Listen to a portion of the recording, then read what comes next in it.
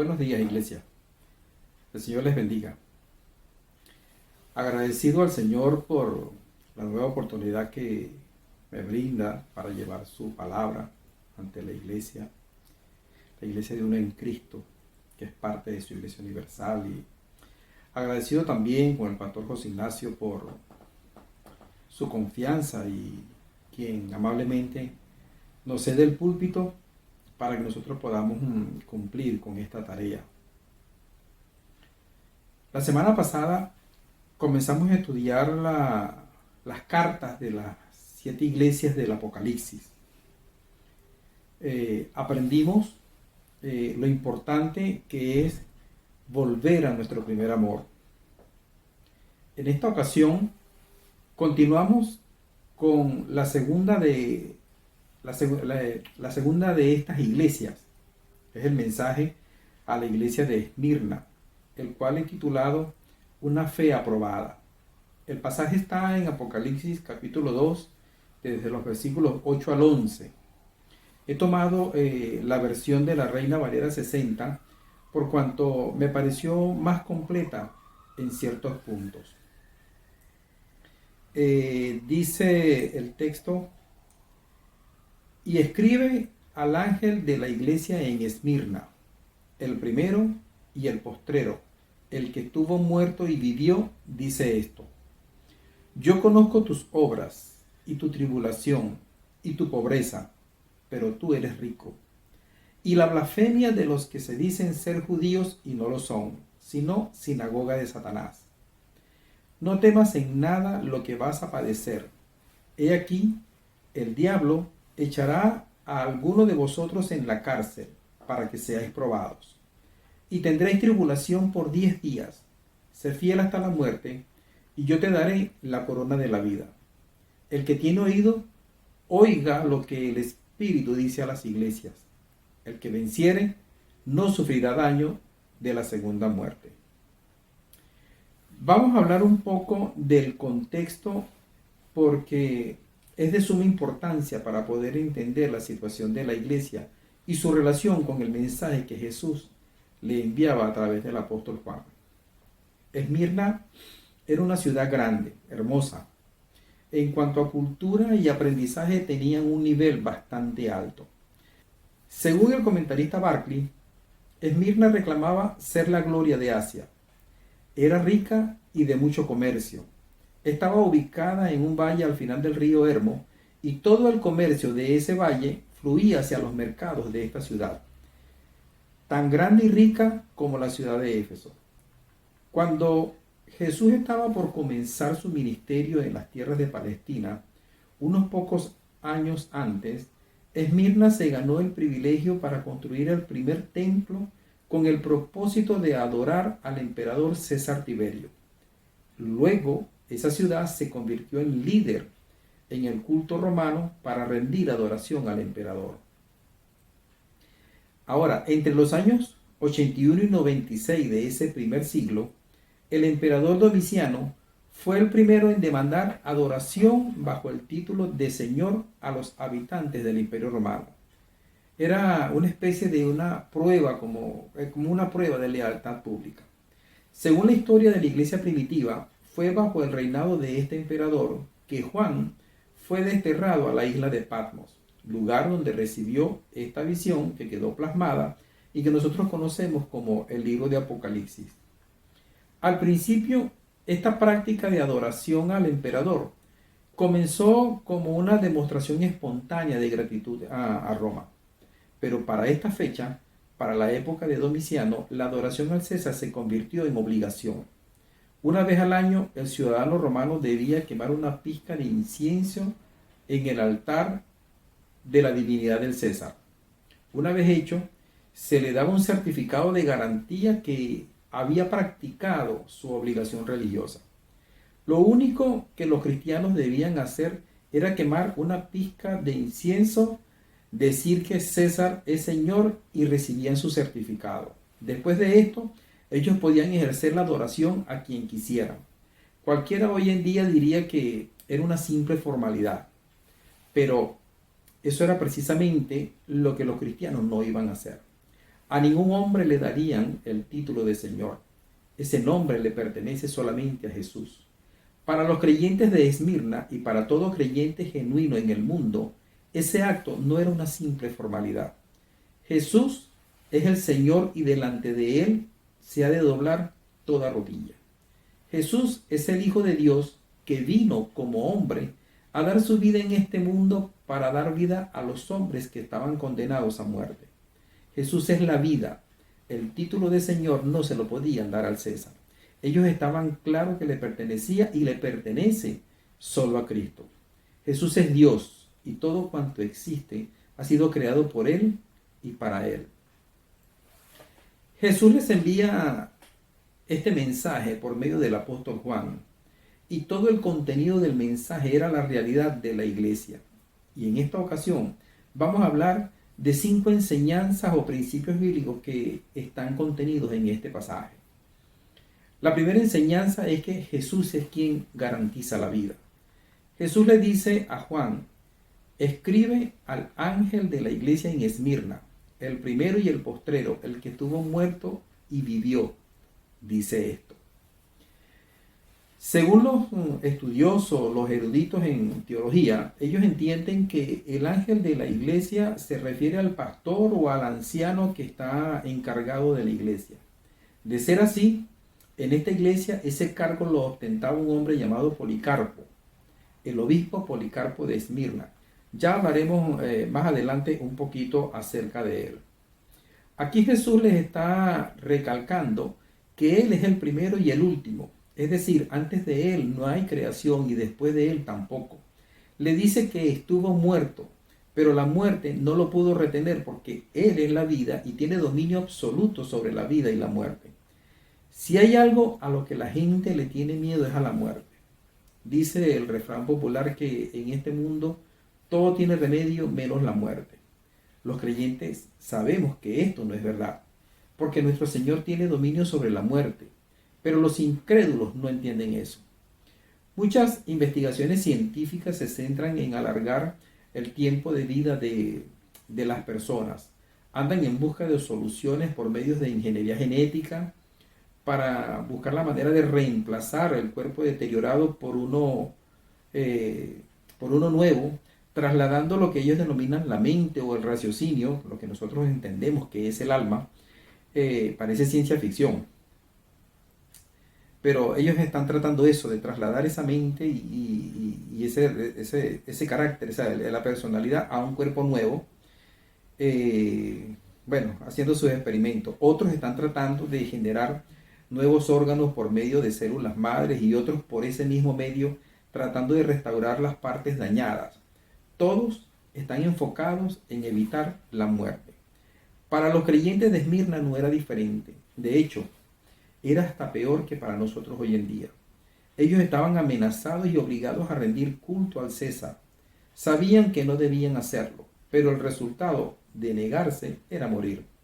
Aquí Jesús se les presenta diciéndoles: yo soy quien da la vida. Yo soy quien tiene dominio de la muerte. Jesús les está diciendo: yo sigo al control. No se dejen atemorizar y cobren ánimo. Tengan fuerza, que no hay nada que ellos puedan hacerles que los aleje de mi amor, de mi presencia. Aunque les provoquen la muerte, yo tengo el poder de rescatarles. Yo fui allá y regresé. Ustedes también, si van allá, han de volver. Quizás el mensaje que nosotros hoy en día quisiéramos escuchar es algo así como: no te preocupes porque yo te hice a prueba de balas y no vas a pasar por ese proceso de la muerte. Pero no se trata de eso. Se trata de algo más real, de más valor.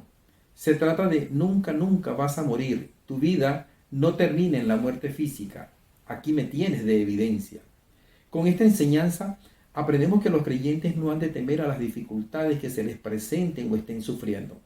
Porque incluso a lo que todas las personas consideran que es lo único que no tiene solución, Jesús le dice: tengo dominio sobre eso también. En medio de las dificultades, si alguna cosa nos inquieta, es la ignorancia. ¿Qué sucede? El porqué de la situación. Elevamos oración pidiendo dirección y ayuda y muchas veces nos inquietamos por el silencio de Dios. Una respuesta del Señor, una sola palabra de Dios, nos anima y nos levanta. Pues aquí Jesús se las estaba dando. Creo que la intención de Jesús es alentarles y darles seguridad, despojarlos de todo el temor por las pruebas que estaban por sobrevenirles. Una situación parecida a Esmirna le sucede a la iglesia de hoy en día, a nosotros. La llamada Agenda 2030 de la ONU contiene una serie de ordenanzas que son contradictorias con la doctrina de la iglesia. Las distintas políticas que se están estableciendo y más que ello imponiendo a nivel mundial son una afrenta contra la iglesia, y quienes nos damos cuenta de ello nos sentamos y pensamos y decimos, Señor, ¿y ahora? Y su respuesta es la misma que le dio a esta iglesia: yo soy el que murió y vivió, el primero y el postrero. En otras palabras, no se desanimen ni tengan temor, yo estoy al control. La segunda enseñanza del pasaje de hoy es una relación directa con el primero. Jesús conoce todo de la iglesia y sus circunstancias. Jesús le dice que Él conoce su tribulación y su pobreza. En la Reina Valera incluye las obras. Les dice que está al tanto de todo lo que están viviendo, sus obras, es decir, todo cuanto hacen, las tribulaciones que llevan en sus corazones por las amenazas de los cambios políticos y sociales que tienen alrededor. Como ya dijimos, Esmirna era ciudad bastión para imponer el culto al César. Analicemos cada una de las cosas que dice que conoce.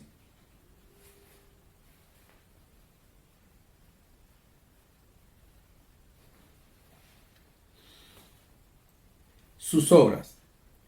Ellos, junto con la iglesia de Filadelfia, son las iglesias en las que Jesús no dijo, pero tengo contra ti. En las otras 5 Jesús les reprochó algo. A esta iglesia no. Es decir, ellos estaban yendo por el camino adecuado, estaban haciendo las cosas bien. Ministerialmente no sabemos cómo se organizaban ni cuál era la liturgia. Lo cierto es que parece que era de agrado al Señor, y sobre este punto no hubo ningún reproche ni ningún tipo de advertencia. Como iglesia debemos trabajar conforme al legado que hemos recibido, conforme a los dones que nos han sido dados, obedientes a los preceptos y consejos que encontramos en la palabra de Dios. En esta época de pandemia, la iglesia de Jesús en todo el mundo está pasando por una crisis fuerte en este sentido. Las campañas y actividades evangelísticas han disminuido por las distintas medidas sanitarias que se han impuesto en cada país.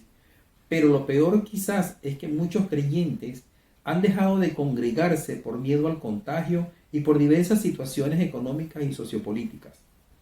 Las iglesias, para sortear la situación de pandemia, buscaron el uso de las tecnologías para no dejar de estar en contacto con la membresía, para no dejar de realizar el culto al Señor. De momento funcionó, pero luego muchos creyentes se enfriaron y han optado por buscar la tecnología, dejando de congregarse como lo advierte la Escritura. Solamente en Estados Unidos más de 200 iglesias cristianas cerraron sus puertas, desaparecieron.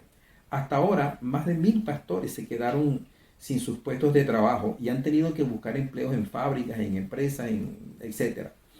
Esmirna, a pesar de las pruebas que vivían, se mantenían fieles. Jesús no les dijo, como le dijo a otras, pero tengo contra ti. Sería bueno que en esta mañana, como iglesia, hiciéramos un ejercicio de introspección para saber qué nos diría Jesús en este sentido. ¿Nos elogiaría como lo hizo con Esmirna? ¿O nos señalaría algún detalle, un tengo contra ti? De ser así, ¿tendré alguna participación en ese detalle? Lo siguiente que les dice es que Él conoce cuáles son sus tribulaciones. Como ya mencionamos, la iglesia estaba viendo que una Agenda 2030 del poder político se les venía encima. ¿Qué harían cuando se les pidiera adorar al César? Y Jesús les responde recordándoles quién es Él y que pueden confiar, que pueden seguir adelante como hasta ahora y que lo hagan hasta la muerte si es necesario, pero que no desmayen. No temas en nada lo que vas a padecer, es lo que literalmente les está diciendo. El mensaje para nosotros es el mismo. Conoce nuestras tribulaciones y nos dice que no desmayemos. Lo tercero que les dice que él conoce es la pobreza, su pobreza. Económicamente ellos estaban afectados y esto formaba parte de sus tribulaciones.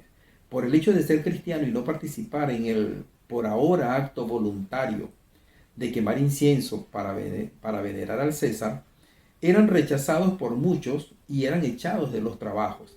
Estaban atravesando dificultades, pero Jesús les recuerda que ellos eran ricos, ricos espiritualmente. Tenían aseguradas bendiciones en el cielo. Eran ricos porque tenían vida en abundancia. Ellos estaban destinados a no pasar por la segunda muerte. La situación económica nos está afectando a todos. Si comparamos hace unos pocos años atrás con la actualidad, nosotros vemos que económicamente no hemos prosperado mucho. Algunos quizás han dado pasos hacia atrás, pero Jesús nos recuerda que somos de los más prósperos y ricos que hay en el mundo. En el Salmo 16, su versículo 6, en la parte B, dice: es hermosa la heredad que me ha tocado. Medite en el privilegio que significa ser hijo de Dios, conocer su verdad, la promesa de su salvación. Y lo que dice también el versículo 11 del mismo Salmo: en tu presencia hay plenitud de gozo, delicias a tu diestra para siempre. Medite en su vida y dígame si de verdad usted no es rico. Dice el Señor también que conoce cuál es la blasfemia de los otros religiosos. Los creyentes eran perseguidos por un grupo de judíos, un grupo numeroso y muy influyente en todo lo concerniente a lo económico. Este grupo de judíos, que sí habían vendido su alma al César, no les vendían insumos y los acusaban. Un grupo de judíos de quienes Jesús les dice a los creyentes que no tienen las bendiciones que ellos sí tienen, por cuanto ellos son más bien representantes de Satanás. Muchas veces nuestra persecución viene de gente que cree que está adorando a Dios y que nosotros somos los enemigos. Gracias a Dios hemos aprendido a entender que no somos los únicos que formamos el cuerpo de Cristo, sino que somos parte de un gran grupo que conforma su Iglesia Universal. Hemos aprendido a cuidarnos de emitir juicios a priori de otras denominaciones y entender que, como dice Pablo en Romanos 11:32, porque Dios sujetó a todos en desobediencia para tener misericordia de todos. Es decir, si estamos en su iglesia, en su familia santa, ha sido por su misericordia y no por méritos propios. Jesús conoce absolutamente todo de nuestra iglesia. Es su iglesia y en nuestro caso hasta el nombre de uno en Cristo se deriva de él. Él sabe si lo estamos haciendo bien o no. El Espíritu debe decirnos a nivel personal que estamos haciendo bien o no en nuestra relación personal, pero también a nivel de comunidad de iglesia. En este sentido, lo que podemos hacer es preguntarnos: ¿estoy haciendo todo lo que debo por la iglesia donde Jesús me ha puesto? ¿Hay algo que representa un sacrificio para mí y no lo estoy haciendo? Esta respuesta es muy personal y ni este servidor, ni el pastor y ninguno del equipo ministerial puede responder.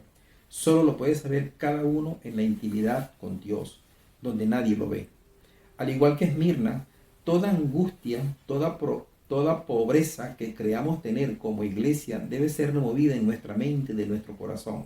Solo debemos estar claros en estar haciendo lo correcto, conforme a su palabra, y confiar en lo que Él es y lo que está haciendo. En pocas palabras, hermanos, no estamos solos ni abandonados. La tercera enseñanza del pasaje de hoy es que los creyentes han de ser probados en su fe. El testimonio de la iglesia de Esmirna quedó grabado en la historia de la iglesia a través de quien se cree fue su fundador y obispo, Policarpo de Esmirna. Es difícil poder conocer de esta iglesia sin saber nada de él. Policarpo es considerado uno de los padres de la iglesia primitiva.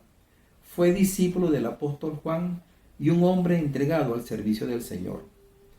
Juan le transmitió a Policarpo lo que había aprendido de Jesús, y Policarpo recibió toda la enseñanza y desarrolló una relación profunda con el Señor, relación que le permitió dirigir esta iglesia con la doctrina correcta. En el mensaje que Juan le entrega a esta iglesia, le dice que su fe ha de ser probada, que Satanás ha de enviar a algunos a la cárcel por un tiempo de 10 días, Este mensaje no podemos decir si es literal o no. No tenemos una evidencia histórica que lo compruebe. Lo que sí sabemos es que Jesús, al igual que le dijo a Pedro que Satanás lo había pedido para zarandearlo, pero que él había intercedido para que su fe no faltara y que cuando volviera a confirmar a sus hermanos, de igual forma le dice a esta iglesia que Satanás los va a afectar. Pero en este caso les dice que es por un periodo determinado. Es decir, la tribulación tiene un principio y también tiene un final. No es para siempre. Policarpo fue quien sufrió más por la iglesia en Esmirna, al punto que murió en una hoguera. Fue detenido y se le pidió que negara a Jesucristo y que dijera que César era el Señor.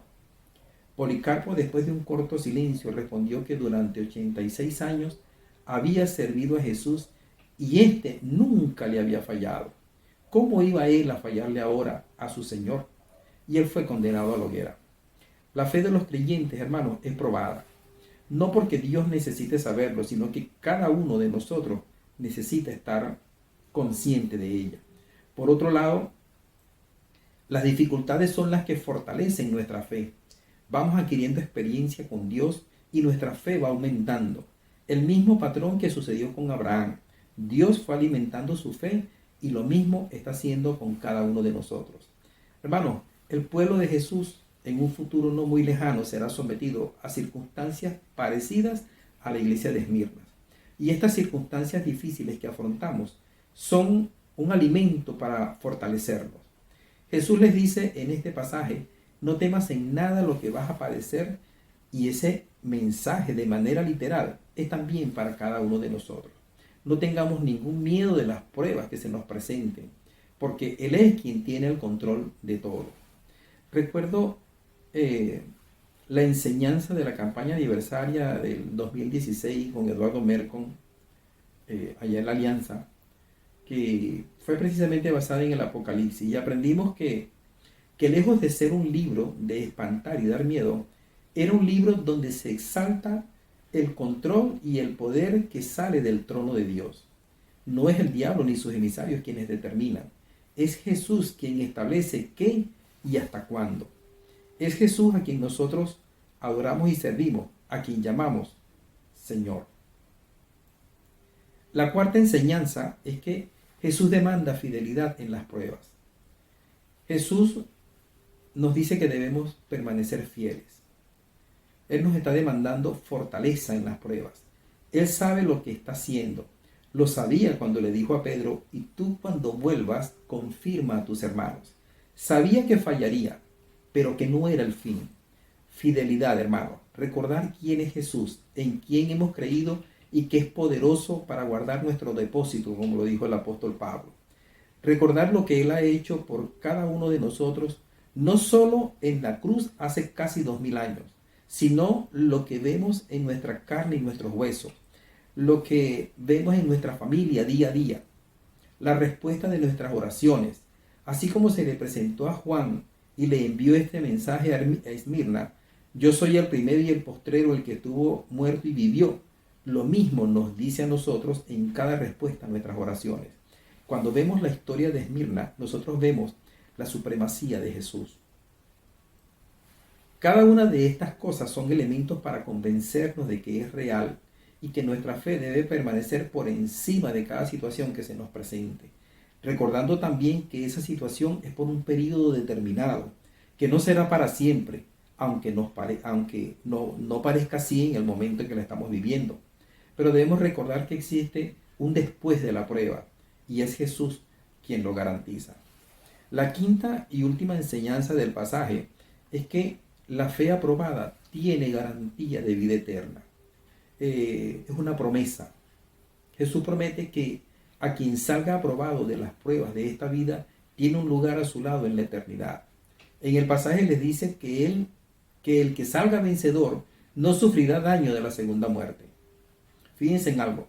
Jesús no les dice, no se preocupen porque en esta prueba ninguno será tocado. No, él no promete eso. Todos los apóstoles sufrieron martirios y persecución. De Juan se cuenta que fue lanzado a una paila de aceite caliente, pero su cuerpo no sufrió ningún daño. Por esa razón fue enviado a la isla de Patmos. Desterrado Allí fue donde recibió la visión que se convirtió en este libro de Apocalipsis. Luego escapó de allí y regresó a Éfeso, donde él vivió escondido ya hasta que murió. Policarpo, su discípulo, fue a la hoguera, y se dice también que las llamas no tocaron su cuerpo, por lo que un soldado romano molesto le traspasó con una lanza. Ambos seguidores de Jesús, ejemplos para esta iglesia, murieron, pero mantuvieron su fe, y aún sus muertes fueron un testimonio para la vida de esta iglesia, para la historia de la iglesia y también para nosotros en este día. Si la pregunta que nos hacemos es ¿hasta qué punto debemos aguantar en medio de las pruebas? La respuesta es hasta la muerte si es necesario. Quien lo haga no participará de la segunda muerte, es decir, de aquella donde se es lanzado al infierno para vivir en un tormento eterno. La promesa de Jesús es vida eterna garantizada a quien permanezca fiel a su llamado. En conclusión, hermanos, dice el pasaje que el que tiene oído oiga lo que el Espíritu dice a las iglesias. Esta es una advertencia que se repite en cada uno de los 7 mensajes. En otras palabras, es importante prestar atención a la enseñanza que se está transmitiendo. Las pruebas son inevitables. En esta vida, las pruebas son inevitables. Todos las hemos de vivir. Nuestra fe debe ser probada. A través de ellas, nuestro carácter es transformado. Ese carácter que necesitamos para vivir en la eternidad al lado de Jesús. No significa que las pruebas que nos toquen a nosotros sean con el mismo final de Juan, de Pablo o de Policarpo. Jesús acompañó a estos hombres aún en sus muertes, en sus martirios. Jesús nos acompaña en nuestras pruebas, en nuestras necesidades. Pero lo que sí debe ser igual es la fidelidad que ellos tuvieron con el Señor. Es necesario que nosotros también tengamos esa misma fidelidad, igual que la de estos hombres, que la que estos hombres mostraron, capaces de dar la vida por su Señor. Iglesia, vivimos momentos de pruebas y dificultades, pero como se nos dijo la semana pasada, es momento de volver a nuestro primer amor y momento de mostrar nuestra verdadera fe en el Señor. El futuro que se está gestando en el mundo y no muy lejano en el tiempo, anuncia fuertes encuentros contra la iglesia del Señor. Pero el Señor demanda de nosotros fidelidad, que tengamos nuestra mirada en Él, quien ya venció, y así saldremos nosotros también vencedores. El Señor les bendiga, hermano. Tengan muy buen día.